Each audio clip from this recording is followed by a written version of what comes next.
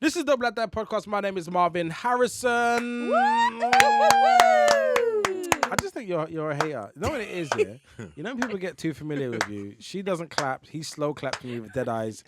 What is this, man? This is a toxic relationship. This is your fan club. What are you Revolution. talking about? My fan club. Yeah, that's why we're all here, no? If Like I had the French in the 19th century. If I had to manifest a fan club, there's a couple of changes I would make. you change me. No. For my fan club, yes. But I'm like Definitively. a stan. No. There's other things I need in my fan club. diehard. You can't provide Old it, school. unfortunately. So Maybe he's I nodding. should be faithful. Nodding. Thankful for that. We're joined today by Franklin Boateng. Thank you so much for coming. No, thank you. That's the big clap. We have. Oh, okay. Hi. Are you done? A little. Oh, okay. We have Charlotte Stavrou. How are you doing? Woohoo! Thanks, guys. We have Darwood Good Gracious Grace. Woo! Just look up in yourself. Okay, Yeah. cool. Okay, fine. I'm an And we have Romanta Bota. How you doing? Thank you so much for joining us. Look, I'm going to be honest. Some of us are influencers in the room, and one of us has an influencer agency.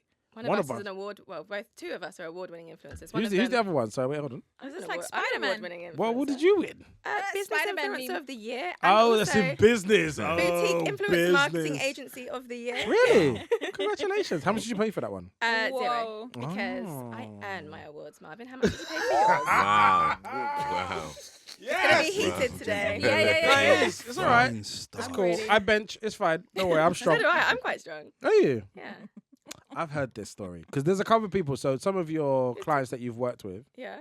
we've had conversations about some of the one-on-ones, like the Zoom calls you've had with people and how you conduct yourself.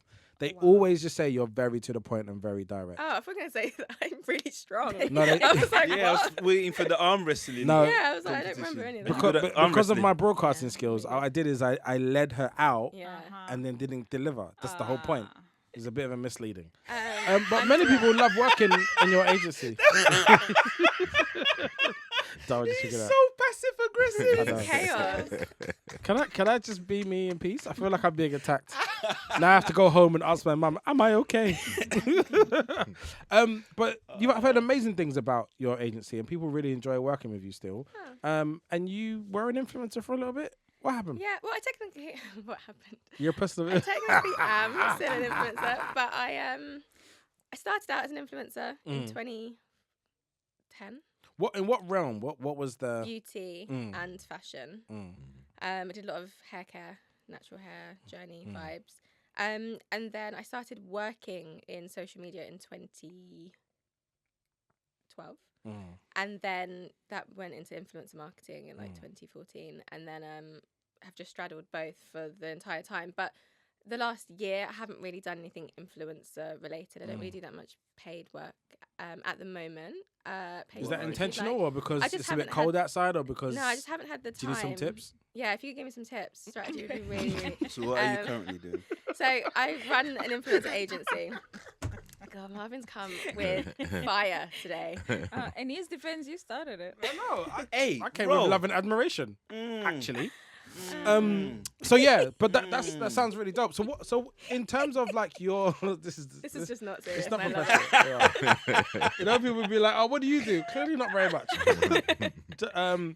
So in terms of for yourself, and like you mentioned something earlier about all of us are influencers, and we there is this kind of snobbery around like I'm an influencer, I'm not an Yeah. influencer. What is your view on it? Because all of us Right. here have stuff online and online presence. So the industry is influencer marketing. So I run an influencer marketing agency. We manage talent, influencers, people of influence, and we run influencer marketing campaigns. But like that campaign could be with a charity looking for activists, and you're doing a click here to sign the petition.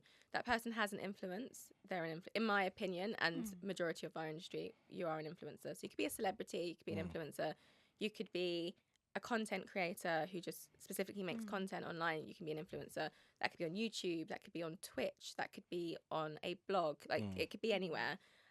Now we're seeing a lot of celebrities go into influencer marketing, which is different to celebrity marketing. I would say, but they're starting to do paid ads like many other content creators. So it's become really kind of merge. It's a grey area. There's no like clear line of like who's an influencer and who's a celebrity or who's a person of influence, because you can be a founder. Like we get loads of gigs as founders that are just like, can you promote this B2B product, like BT Internet, Vodafone, phone lines, whatever it might be, Apple, but you're still an influencer because that's the industry. So there's this weird thing, like people are like, I'm not an influencer, and I hear people say it with such like a high level of like snobbery, like influencers, but you're being paid. Yeah, So. true. Indeed. I quickly want to do a temp check because I have a question after. Quick, you can't think about it. What's the first thing you think of when you hear the word influencer? Go. Oh, I have a visual thing first rather Short. than a word. I don't have it. It's a visual. It's a visual of someone taking selfies of their food and their outfits in the middle of Kensington High Street in the middle of the day with a friend doing it, bit like excessively. I think of myself. Yes. Boobs.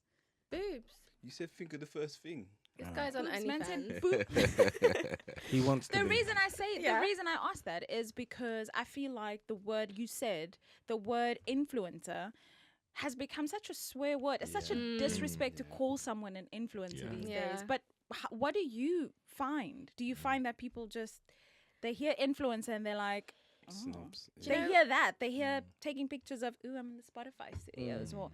Do you know what I find? I find everyone has something to say about it until they become it themselves. And then they're like, I never said that. I saw Give me the money. Hey, of Exactly. course I never said that. an influencer that I follow posted on Threads the other day a bit of a like backhand at the journalism industry, and basically was like, everyone was laughing at me when I started my blog. I think she used to be a journalist, and now all the journos that she knows are starting Substacks or their own blogs, and she's like, oh, where are the laughs now? And I loved it because that's the influencer game. It's like we're built to dislike them, because if we go way back to 2010, 2009, when they when we started appearing, we didn't exist before. So it was journalists getting invites to review products, to sit on the front row of Fashion Week and all of that stuff. And then all of a sudden, influencers became a thing. And at the time, influencer wasn't a word. So they were bloggers, they were YouTubers, vloggers maybe. They were invited, and they started taking the spaces of these journalists. And journalists were really mean about them. The Daily Mail As had a former journalist, yes. yeah, it's true. So And basically, like it's just snarky. it is. Yeah. It's a bit of like people not understanding the return on investment that influencers can bring. It's also it's just a bit of snobbery and just maybe sometimes jealousy of like you do what I used to do. Like, how come you get to go to a hotel and get a free stay now and I'm not of interest? But don't you think that historically, because I have a friend who used to work she's a publicist historically, and when I first met her, which was in 2005, 6 maybe, it was really credible to be behind the scenes. And actually that was like a very different realm to being in front of the camera. But anything in front meant you genuinely had a talent of some sort. Being famous wasn't necessarily a talent until the Kardashian movement. There was bits before, but the Kardashians inherently commoditized just being famous. And so it's such a new, young world anyway. Yeah. That actually it probably does take an element of rejection before people would just be like, well, everyone has now it's personal brand. I'm not an influencer, but I have a personal brand. Yeah. And it's just another way of saying the same thing. And I think a lot of the shame is that they want to be respected for their talent or skill, not just someone who takes great pictures, which actually is a skill. It is a massive skill. It is a skill in itself.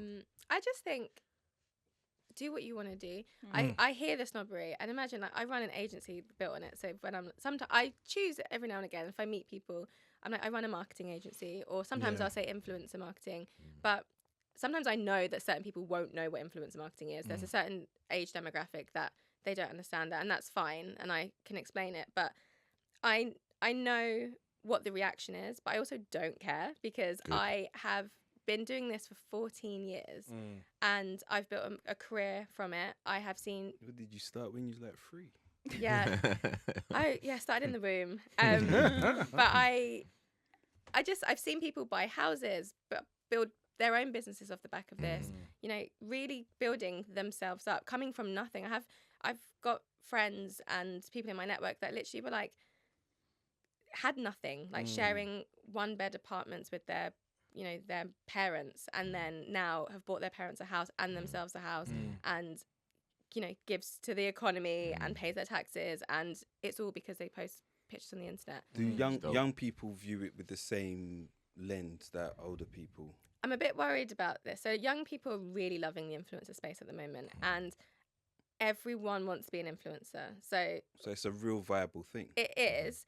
But at the same time, we also need like doctors, plumbers, we need other- plumbers, we need other electricians, industries, yeah. we need things that are jobs that keep the world going, and influencers can't do that, unfortunately. So I do worry about how many influencers there are, and that's something I'm thinking about. But I think it's always good to know options of other ways to make income, and it doesn't, being an influencer, you don't always have to post pictures on the internet. There's lots of things that you can do outside of brand partnerships. So yeah, it's something that I'm kind of thinking about a lot as my nieces and nephew are getting older, and I'm hearing what's coming out of school and they want to be on TikTok, and I'm kind of like, oh, I don't know how I feel about that. But I obviously run an agency that pushes that, so I'm just trying to like figure out internally. I remember I used to be a security guard, the worst one ever. If you came into a store I was working in, you could steal, because I'm like, there's a reason why you're taking that thing. They're not paying me enough. But when I started, it was like £16 an hour to hire and whatnot. Then they basically made it easier to be a security guard with the SIA badges, and it went from 16 to like £8 an hour. Oh, man. And that's when I was out. Wow. Yeah. Because it's like, I don't want to be lazy for £8. I'd rather be lazy for 16. £16 that was good. Isn't it? It was excellent. It was Yeah. excellent. Shame. Franklin, you called yourself an influencer. Yeah, 100%. But I'm actually an offline influencer as well. And what I mean by that is a lot of things that are happening now, I was doing that actually in the streets, like nice trainers and jackets, Avrex jackets. I was doing that in the streets, and people used to look at me in the streets and be like, oh, wow, I need to get that. Do you get what I mean? So when I kind of joined Instagram and became the king of trainers, Is that how it went that way round? Yeah, it was street stuff. I mean, my King of Trainers story is actually from the 80s. Yeah, the that's early what I 80s. thought. Yeah. Yeah. So I was influencing in that realm before I came on. Yeah, on because I social heard, media. As I said to you, I heard about you ages ago. Yeah. So when it came onto social media, and then people then attached that title to me, I was like, okay, yeah, I am, but I'm more kind of influence because I've been doing it for so long, But I had to kind of adapt to that the new age, and I'm, I wouldn't say I'm an old man, but I'm a bit older than a lot of these. An OG influencer, yeah. But I love it. Yeah, I love it because man. you kind of came into that realm, so you've got your Robert Brookses, Yes, you've got exactly, your, Kish Cash, yeah, and whatnot, and they're like the OGs, but Mhm. you're right there. This is it. And the younger thing, Yeah, indeed. Yeah. And I teach social media as well, and I teach. So I basically have done audio books about, I've actually got an audio book called How to Get Free Stuff from Brands, and people were like, it. people were like, what? You got the audacity to tell people how to do it? Like, I'm like, yeah, of course, because I love it. I love it, man. I mean, I didn't know that was a thing until Mimi Fresh Yeah, and Tembi Yes, from yeah. Adidas. Yeah. Like they were Yeah. giving away stuff. Mhm. And I remember one time I went to Adidas and Tembi gave me just like so many stuff, You're so like, much stuff. You're like, whoa. But I stopped by A-Side's house because he lived on and my he's way Nike, home. yeah, he's And Nike. he He's like, just what? started to work for Nike, and he He's was like, "Yeah, we're not doing that." Like literally, just and I feel like I stopped so many people from getting Nikes because I Maybe. stared up to Maybe.